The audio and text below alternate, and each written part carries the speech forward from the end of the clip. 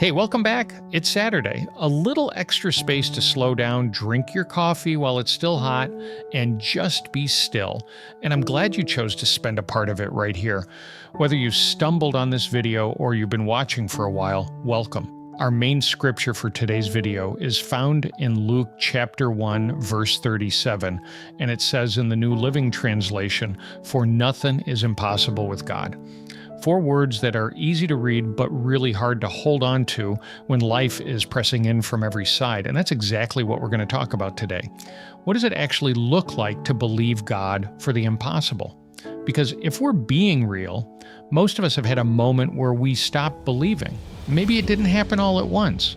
It was slow, a prayer that felt unanswered, a promise that felt forgotten, a door that never seemed to open, and somewhere along the way, you quietly stopped asking.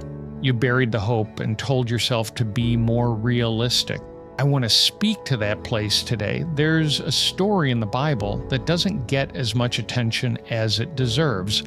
Before we even meet Mary and Joseph, Luke starts his account with an old couple, a husband and wife who had been faithful to God for decades and were still waiting on a promise. Their names were Zechariah and Elizabeth. What's remarkable is what their names actually mean. Zechariah means God remembers. Elizabeth means his oath. So every time they walked into a room, their very names were declaring God remembers his promise. And yet, and this is the part that hits close to home, their circumstance was completely contradictory to what their names declared. They were childless. In that culture, that wasn't just a personal pain, it was something that carried shame. People whispered, people assumed there must be some hidden sin in their life. But God said no. They were righteous. They were blameless. What do you do when what God says about you and what you see in the mirror don't match? And what do you do when God says you're favored, but you feel forgotten? When God says there's a promise coming, but the years keep passing and nothing changes. That's where Zechariah and Elizabeth lived for a very long time. But here's what I love about them. They didn't quit. They kept showing up. They kept serving. They kept being faithful even when the promise hadn't come. And there's something about that kind of consistency that matters. Not the intensity of someone who's on fire for 3 weeks and then disappears, but the quiet, steady faithfulness of someone who just keeps going. Day after day, year after year. Zechariah and Elizabeth had that. The Bible says they were righteous and blameless, not because they were perfect, but because they were consistent. And there is real power in consistency. When you can look back over years of walking with God and say, He was faithful then, He's been faithful through all of it. That's a history that builds something in you. God is the God of Abraham, Isaac, and Jacob, not just a one-time miracle worker, but a God who has shown up through generations, through seasons, through long stretches of waiting. I think about moments in my own life where something felt impossible. When I first came to know Christ, I wanted so badly for my family to have that same personal relationship with the Lord. I prayed. Not once, for years. There's a prayer I kept bringing to God, Lord, only you can reach my family. And little by little, I started seeing it. Family members and relatives who didn't know God beginning to open up, friends who I thought would never be close to me, friends who were going through the deepest pain imaginable, found the strength to serve God despite their circumstances. I even saw it in my own career. I wasn't the best student, but God opened doors for me to be appreciated in my workplace in ways I never expected. Even my marriage and seeing my wife's faith grow deeper every day looking back, it all seemed impossible once. There will be ordinary days when God moves.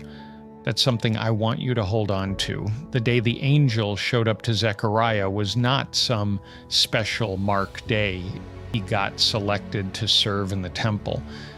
He walked in to light some incense, doing what he always did, and suddenly everything changed. God often does his most significant work on the most unremarkable days. You don't always get a sign that something big is about to happen. Sometimes it's just a normal afternoon, and then a door opens that changes the direction of your entire life. But here's what I also want you to see. When the angel Gabriel showed up and told Zechariah that Elizabeth was going to have a son, he said, "How can I be sure this is going to come to pass?" Not because he was a bad person, not because he didn't love God, but because disappointment had done something to him over the years. He was old, not just in age, but in spirit. He had stopped believing that God could do the impossible. When Gabriel came to Mary and told her she was going to give birth to the Son of God, she asked a question too, but her question was different. Zechariah asked, "How can I be sure?" Mary asked, "How will this be?" Zechariah was asking for proof. Mary already believed, she just wanted to understand the process. She said, "Let it be done to me according to your word." And that response changed everything. That's the response God is looking for from us. Not, "Prove it to me first, then I'll believe." But, "Lord, I don't see how, but I trust you." I also love that God doesn't just do his part and leave. He invites us to participate. When the promise was given to Zechariah, the angel didn't go directly to Elizabeth. He went to Zechariah, meaning God opened the door, but Zechariah still had to walk through it. God did the miracle. Zechariah had to do his part, and that's still true today. God can open the door, but you have to step through it.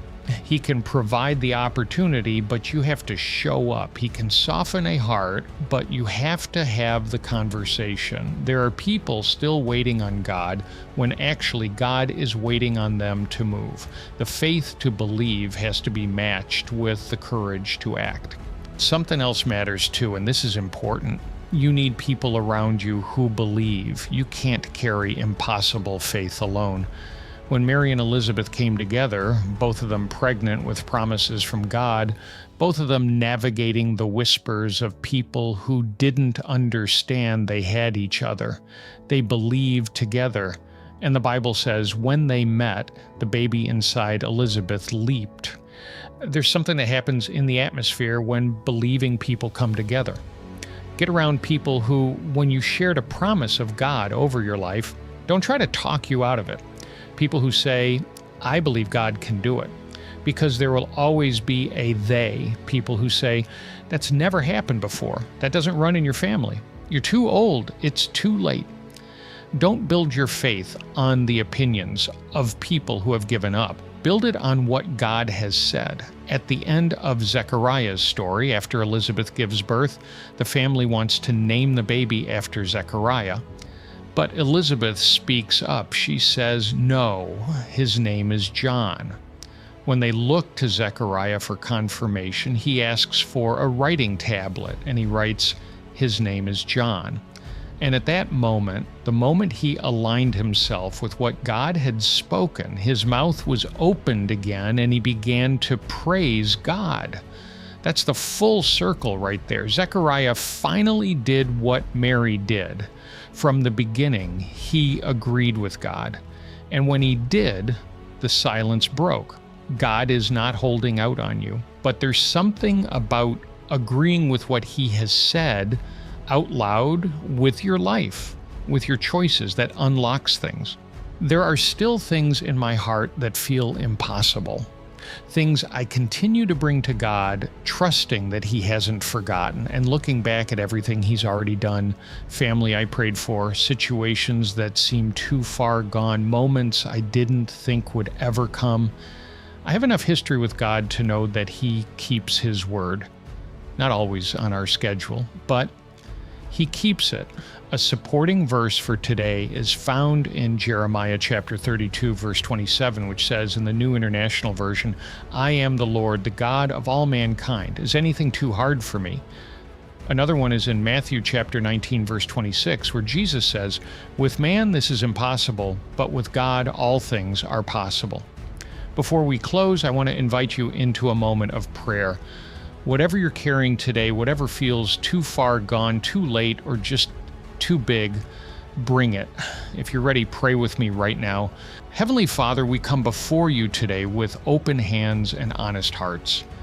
We admit that there are places where we've stopped believing, where disappointment has made us afraid to hope again. But today, Lord, we choose to believe. We choose to agree with what you have said about us, that we are not forgotten, that your promises are real, and that nothing is impossible with you. We bring you the things that feel impossible right now, the relationships that feel broken beyond repair, the dreams that feel too delayed, the healing that hasn't come yet, the doors that haven't opened. Lord, we don't need to know how you're going to do it. We just need to trust that you can. So today we say, like, Mary, let it be done to us according to your word. We surrender the timeline, we release the doubt, and we trust in you. For those watching who have never given their life to you, today is the day. Jesus, be the Lord of their life. Save them, fill them, and make them new. We give you all the praise in advance because you are a God who is faithful and you never forget your promises. In Jesus' mighty name we pray. Amen. Before you go, I want to encourage you, drop something in the comments right now. Type, I believe God for the impossible, or God keeps his promises, or simply, I trust you, Lord. Let's fill this comment section with faith today. You never know whose eyes will see your comment and be encouraged to keep holding on. And here is a thought to carry with you this Saturday. Consistency in faith matters. Keep showing up even when nothing seems to be changing. Have a great day and God bless.